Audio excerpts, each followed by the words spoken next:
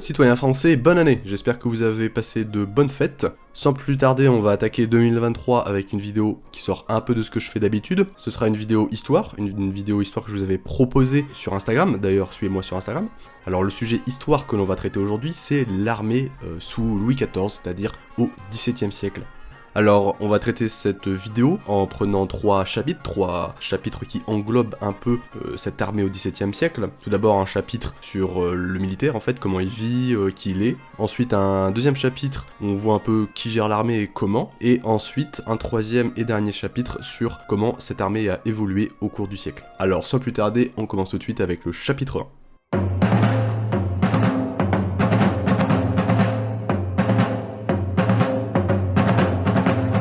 Alors laissez-moi vous évoquer le militaire.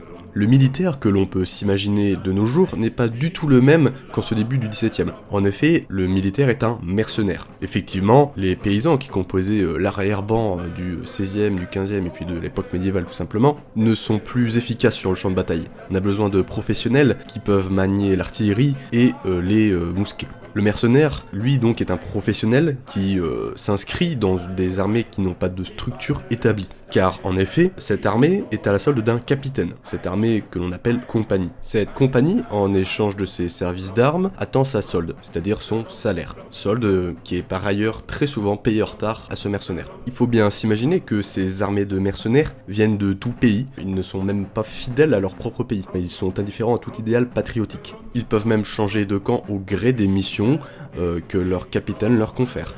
Et souvent, le capitaine qui les embauche, les recrute pour leur art de la guerre qu'ils pratiquent. Par exemple, en Suisse, on a les fameux piquets suisses. Son atout donc principal à ce mercenaire, c'est qu'il n'en manque jamais. Vous trouverez toujours en Europe des hommes prêts à se battre pour de l'argent. Car en effet, la pauvreté est très étendue en ce XVIIe siècle. On risque donc sa vie par les armes pour vivre. Mais pour autant, la condition du mercenaire n'est pas pire que celle d'un civil qui est obligé de subir la guerre et les famines. La condition du mercenaire est donc peut-être même parfois un peu plus favorable que celle du civil. Je disais précédemment que vous en trouvez partout des mercenaires. Cependant, il faut faire attention à une chose, c'est sa qualité. Car en effet, des mercenaires mal entraînés ou inexpérimentés, vous en trouverez partout, comparé à ceux expérimentés que vous trouverez peut-être un peu moins. On peut juger de la qualité de ce militaire sur plusieurs aspects. Tout d'abord, celui qui est inexpérimenté, il n'est pas très fort sur le terrain. Il peut même très vite déserter s'il y a un problème dans la paix ou dans l'approvisionnement. Cependant, comme je vous ai dit, vous en trouvez partout, et donc il se mobilise rapidement,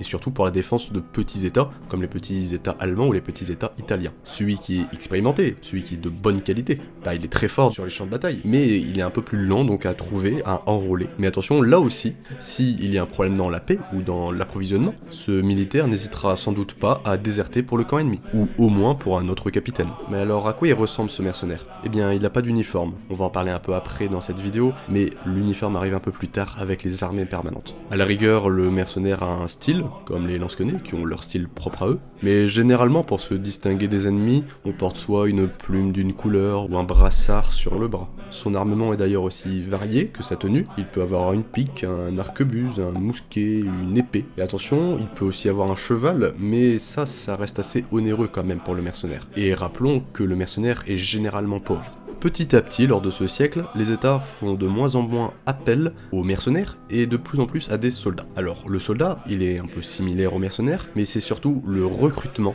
et son employeur qui diffèrent. Il garde généralement le même motif d'incorporation que son homologue mercenaire, c'est l'argent. Là aussi, devenir soldat est une certaine amélioration. Le soldat est un volontaire ou un enrôlé de force. Il peut être un pauvre, un misérable, un criminel, un prisonnier ou encore un déserteur ennemi. Et oui, tout est bon pour avoir des hommes supplémentaires. On enrôle donc de force les déserteurs ennemis. Le soldat, c'est un célibataire. Il se marie tardivement. Et ajoutez à cela que son espérance de vie est réduite à 4 ans. En France, de 1635 à 1659, on dénombre plus d'un demi-million de soldats tués, morts sur le champ de bataille ou de maladie. Face à ces conditions, les désertions sont importantes, surtout chez les enrôlés de force d'ailleurs. On déserte aussi pour l'argent, car effectivement, quand on incorpore une compagnie, on reçoit une indemnité d'incorporation. Certains n'hésitent donc pas à s'incorporer, toucher l'indemnité, déserter, s'incorporer dans une autre compagnie, toucher encore une autre indemnité, etc. etc., etc. Beaucoup de guerres signifient beaucoup de blessés. Par l'édit d'avril 1674, Louis XIV décrète la construction des Invalides. Pas mal, non?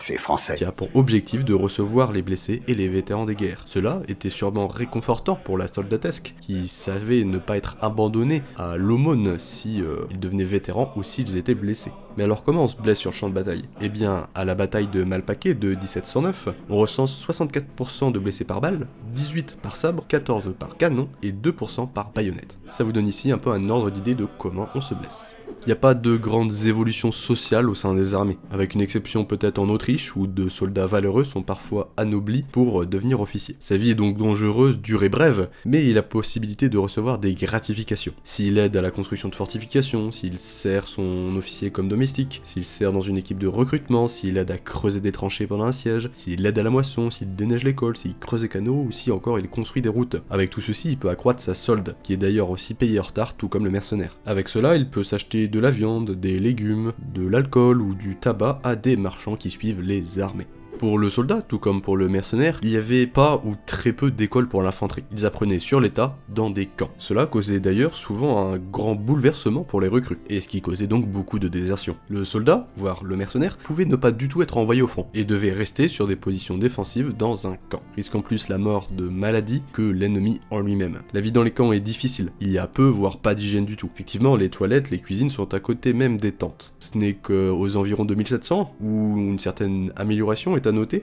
Déjà on éloigne les toilettes des cuisines, ce qui est déjà pas mal, et on commence à construire des casernes aux frontières. En dehors des camps, les soldats sont totalement déboussolés. La vie dans les camps est une société au sein de la société, où se côtoient des hommes célibataires, pauvres, dans la saleté et ne vivant pas longtemps. La nostalgie est grande donc chez les recrues. Le 5 juillet 1712, un breton de Morlaix, qui est alors enseigne aux gardes françaises, écrit à son père: j'ai un peu la maladie du pays, me trouvant dans un éloignement si grand de chez moi, ne connaissant aucun des officiers qui font campagne cette année. Et oui, simples soldats, comme officiers, pouvaient subir cette nostalgie en réalité. Mais les soldats ne sont pas toujours amenés à vivre dans des camps. Il peut dormir dans des lieux-étapes, qui sont des villes. Le soldat reçoit alors le bien-vivre, un supplément de solde destiné à le rendre correct face à ses hôtes. Cependant, dès 1681, en France, on n'hésite pas à loger les soldats chez les protestants, avec pour objectif, pour ces soldats, de rendre la vie à ces dits protestants impossible. Ce procédé était appelé la dragonnade, du fait que c'était souvent les dragons qui étaient envoyés chez des habitants, et il fallait abjurer pour échapper à ce traitement. Maintenant qu'on a vu qui est le militaire, voyons un peu qui le dirige.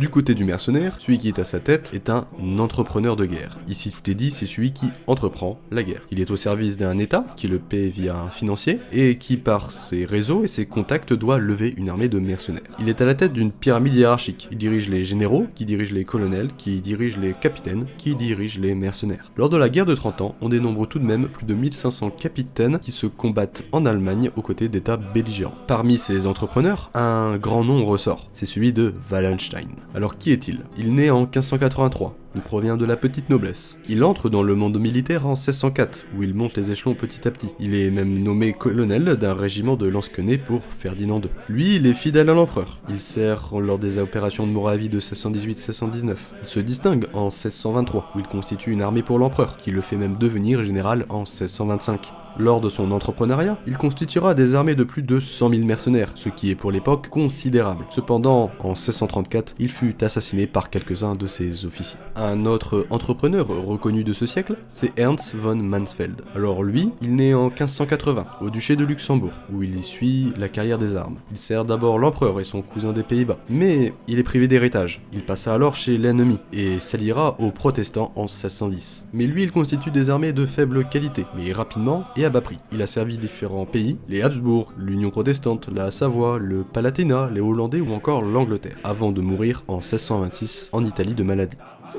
Ici, deux types d'entrepreneurs possibles. Celui qui est fidèle, celui qui ne l'est pas, celui qui constitue de grandes armées de bonne qualité, et celui qui constitue des armées de faible qualité, mais rapidement.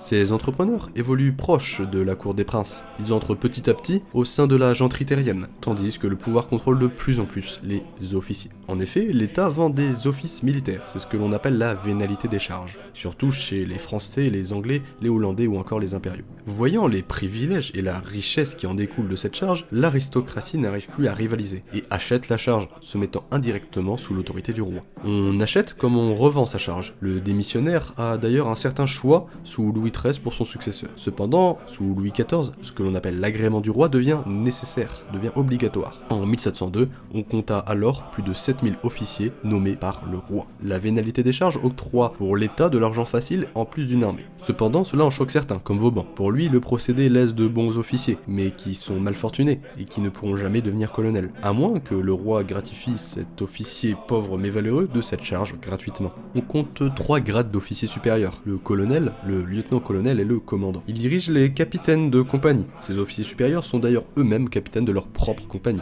En France, le colonel est en partie propriétaire de son régiment. On verra juste après ce qu'est un régiment. Le colonel paye l'uniforme du soldat. Cependant, il le déduit de sa solde. Il peut d'ailleurs vendre ses propres unités à d'autres colonels par exemple. Le colonel, tout comme le capitaine, truquent leurs effectifs. Ils embauchent des passe-volants pour la revue des troupes et empochent la solde du soldat inexistant après. Ils n'hésitent d'ailleurs pas à vendre des permissions et des congés à leurs soldats. Ces officiers donc ne remplissent pas un devoir, mais plutôt un emploi, ou du moins une charge qui leur octroie de l'argent facilement. La petite aristocratie n'hésite pas à rentrer dans ce corps des officiers donc. Il ne suffit plus d'être noble, il faut le prouver par des titres. L'historien Mounier-Roland disait de cela, l'office commençait la noblesse, le fief l'accroissait, l'épée l'achevait. Notons une certaine rivalité morale entre les officiers. Les mauvais officiers étaient vus comme des parisiens, et oui, ça ne date pas d'hier. L'historien Jean Chagnon disait en parlant de cela, il était inconcevable que la gentilhommerie rurale pût produire de tels couards. Ces entrepreneurs et ces officiers ont besoin d'une logistique et d'une administration derrière pour supporter l'effort des armées. Il faut donc une étroite subordination entre le militaire et le politique. En France, on crée le secrétariat de la guerre, confié à des hommes de plume, qui recrutent des commissaires et des intendants d'armée, qui doivent lever des contributions sur les territoires occupés,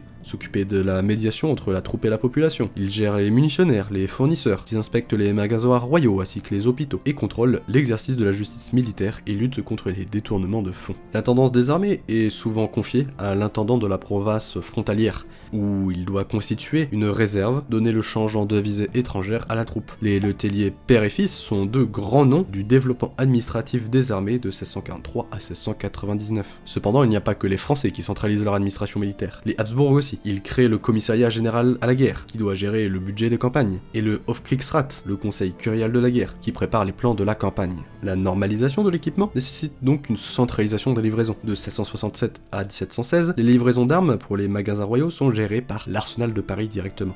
Certains officiers cependant préfèrent encore acheter eux-mêmes leur propre équipement. Les commissaires lutteront souvent contre cette pratique. L'approvisionnement est aussi important, surtout en pain. Pendant la Ligue d'Augsbourg, l'armée de Guillaume III consommera plus de 400 000 tonnes de ravitaillement par an. Imaginez-vous organiser un ravitaillement de plus de 400 000 tonnes sur un an, et au XVIIe siècle.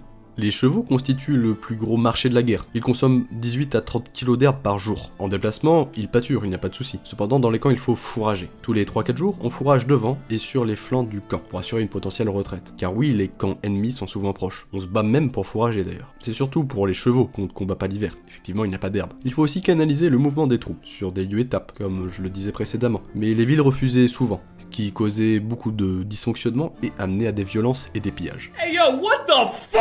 En plus de cela, ajoutez que l'évolution de l'armée sur le terrain est très complexe. Il y a peu d'informations et la cartographie est soit mauvaise, soit nulle. Les communications sont aussi lentes et mauvaises. Manœuvrer sur de grands théâtres est très fastidieux et l'approvisionnement est généralement inadéquat. Pour l'anecdote, en 1625, Christian IV du Danemark envahit sans faire exprès l'Allemagne à cause de sa cartographie. À la boulette. Alors maintenant qu'on a vu le militaire, le soldat, l'officier, l'entrepreneur, l'approvisionnement, l'administration, voyons un peu comment évoluent ces armées au cours du siècle. S'il y a une chose à retenir de ce siècle, c'est l'étatisation du fait militaire. En 1690, c'est-à-dire à la fin du XVIIe, Louis XIV possède plus de 420 000 soldats. C'est 2 fois plus que la guerre de 30 ans. Cela est entre autres dû à la stratégie défensive adoptée par la France. Il faut défendre les places fortifiées aux frontières, pour verrouiller les voies d'invasion. Cependant, en Europe, on garde de petites forces, que l'on accroît en temps de guerre. En Angleterre, en 1645, on possède 20 000 soldats. En 1652, 70 000. En 1660, 28 000. Les effectifs ne sont donc pas fixes et évoluent en fonction de la politique, voire de la géopolitique. Mais une chose est sûre, les États européens ne peuvent pas concurrencer la France seule. S'ils le veulent, il faut se coaliser. Après la guerre de 30 ans, la France devient la puissance culturelle, la puissance politique, la puissance militaire, bref, la puissance européenne. Les souverains veulent donc imiter la puissance française et adoptent une armée permanente. Du début du siècle à la fin du siècle, la levée des troupes étrangères se fait de moins en moins par des entrepreneurs et de plus en plus par des actes diplomatiques. On n'hésite pas à louer son armée, ce qui était d'ailleurs pratique pour acheter les nations aux intérêts du locataire. Il existe différents types de recrutement. Le racolage, tout d'abord, qui a lieu de septembre à mars, qui est d'ailleurs plus ou moins forcé. La conscription, comme en Pologne, où un membre de chaque communauté est envoyé à la guerre entièrement équipé, et s'il meurt à la guerre, on recommence. Ce procédé avait lieu surtout dans les pays septentrionaux, qui avaient très peu de ressources humaines. Les communautés n'hésitaient pas à se débarrasser des indésirables via ce procédé, ce qui amenait donc à peu d'efficacité sur le champ de bataille, car les hommes envoyés à la guerre avaient très peu l'envie de se retrouver ici, ce qui amenait donc encore au recours au mercenariat. En France, en Angleterre, au Piémont ou encore en Espagne, on a recours au volontariat, mais aussi à l'enrôlement forcé. En Angleterre, on vide les prisons, on enrôle les vagabonds, les déserteurs et les prisonniers de guerre. En France, après 1700, il n'y a plus de réelle convocation de bancs et d'arrière-bancs. De toute façon, les meilleurs nobles ont déjà acheté une charge et sont déjà officiers. Les armées de ce temps, du moins de la fin du siècle, sont donc des instruments politiques et non des machines d'extermination. Elles sont au service d'un souverain qui mène des guerres de réajustement territorial. Une armée permanente nécessite de l'ordre et de la discipline, surtout pour les soldats qui ne servent pas de leur plein gré. L'ordre et l'unité existaient déjà au XVIe siècle, chez les Turcs ou encore les Espagnols. Cependant, à la fin du XVIIe siècle, l'autorité de l'État s'impose. Des inspecteurs sont envoyés, ils inspectent les garnisons, la qualité du recrutement, l'exercice des soldats, et constatent les chevaux, les habits, l'équipement qui doivent être changés ou réformés. En réalité, c'est seulement après 1700 que la soldatesque s'habitue réellement à cette rigueur. L'administration militaire discipline aussi les officiers, en leur inculquant la subordination et le contrôle de soi, formant désormais des qualités, et non des entraves à leur métier d'homme d'armes. Sur le champ de bataille, il est désormais interdit de crier ou d'insulter. Avant, cela permettait d'étouffer les détonations, les cris des blessés, et se donner un peu de courage. Mais désormais, il faut être ordonné, entendre les ordres, avancer en ligne et en silence. On remarque par ailleurs un encadrement pastoral des armées. Les aumôniers militaires doivent catéchiser la soldatesque et lutter contre les dérives des comportements. Ils mettaient d'ailleurs aussi la pression sur les soldats protestants. S'ils voulaient accéder un jour aux invalides, s'ils devenaient vétérans ou blessés, ils devaient abjurer. On inculquait aussi une certaine éthique et un certain stoïcisme au sein des armées. On ne tolérait pas l'oisiveté, fallait s'entraider et faire les choses bien. Je vous ai beaucoup parlé de compagnies et de régiments, mais alors qu'est-ce que c'est? Le régiment, que l'on appelle aussi bataillon, regroupe plusieurs compagnies. Alors voyons tout d'abord le régiment d'infanterie. Celui-ci se compose entre 700 et 1000 hommes, répartis entre 8 et 10 compagnies, chaque compagnie ayant un capitaine, un lieutenant, une enseigne, qui est un porte-drapeau, assisté d'une équipe de chirurgiens, d'aumôniers et de prévôts. Le régiment de cavalerie se compose entre 300 et 400 hommes, répartis entre 6 et 8 escadrons, avec à leur tête un capitaine, un lieutenant, un cornette, qui est un porte-étendard, et un intendant. L'artillerie, quant à elle, n'a pas encore d'organisation permanente, quand bien même on distingue l'artillerie de siège et l'artillerie de campagne. Les régiments sont regroupés entre eux par 3 et 5, ce qui forme une brigade, avec à la tête de cette brigade un général de brigade, formant ainsi le sous-groupe tactique le plus important d'une armée. Par la création d'armées permanentes apparaît l'uniforme, à la bataille d'Edge Hill notamment en 1642, où 2 régiments de l'armée du Parlement portent l'un du bleu et l'un du rouge. En France, le port de l'uniforme apparaît dès 1680. En 1686, en Suède, Charles XI instaure lui aussi le port de l'uniforme fait de textile local. Mais le XVIIe siècle est aussi un temps d'évolution technologique, où apparaît le fusil, au détriment du mousquet. En effet, c'est un siècle où on utilise encore le mousquet à mèche. Alors, le mousquet à mèche, il est encombrant. On utilise une mèche à feu pour tirer. Il n'est pas précis même à moins de 100 mètres. On tire en appui sur la poitrine et la recharge est lente. Mais, vers la fin du siècle, on utilisera le mousquet à pierre, que l'on appelle aussi fusil, car il est plus léger. On tire sur l'épaule. Il est de plus petit calibre, donc on porte plus de munitions. La cinétique de la balle est doublée, et les cartouches préfabriquées aident à la recharge. Cependant, il n'y a pas de mire pour viser, et on tire à l'arrêt à une cinquantaine de mètres. Le nombre de piques aussi diminue. En 1700, on compte un mousquet pour 5 piques, et en 1700, 5 mousquets pour une pique. Car en effet, les piques sont encombrantes. Elles sont rapidement remplacées par des baïonnettes à manche. Cependant, à cause du manche que l'on a introduit dans le canon, on ne peut pas tirer avec. En 1669, Vauban introduit dans les armées françaises la baïonnette à douille, qui, grâce à elle, peut être utilisée en même temps que tirée. Cette nouvelle baïonnette est introduite dans l'infanterie française en 1689. En 1703, on abandonne totalement la pique, suivi de l'Angleterre en 1704 et des Provinces-Unies en 1708. Alors que conclure de cette armée au XVIIe siècle? Eh bien, le mercenariat n'a pas totalement disparu, mais tendra à disparaître. L'introduction du bataillon est la composante majeure de ces armées. On se bat cependant toujours quasiment au corps à corps. On tire à une cinquantaine de mètres, suivi d'une charge. La discipline et le commandement sont encore plus approximatifs que réels. Les armées ne sont pas nationales, mais sont au service d'un souverain. Le bon soldat est celui qui tient sa formation et qui ne prend pas d'initiative personnelle. À part la technologie et les uniformes, il n'y a pas de réel changement pour le civil dans le cours de la guerre. Les changements ont lieu en réalité sur le champ de bataille, où les tertios et les carrés cèdent leur place aux bataillons linéaires. Il n'y a en rien une révolution militaire moderne, comme certains peuvent le dire, mais il y a une réelle évolution progressive de l'armée au cours du siècle, qui tend à se moderniser partout en Europe, renforçant ainsi les pouvoirs régaliens des États. Je vous remercie de m'avoir écouté, même si vous appréciez pas forcément le sujet histoire, j'espère que ça vous aura quand même intéressé. Sinon, on se retrouve sur mes réseaux sociaux, n'hésitez pas à me suivre là-dessus, c'est là où je suis quand même le plus actif. Et pour ceux préférant YouTube, on se retrouve très rapidement pour une prochaine vidéo. Allez, citoyens français, bonne journée.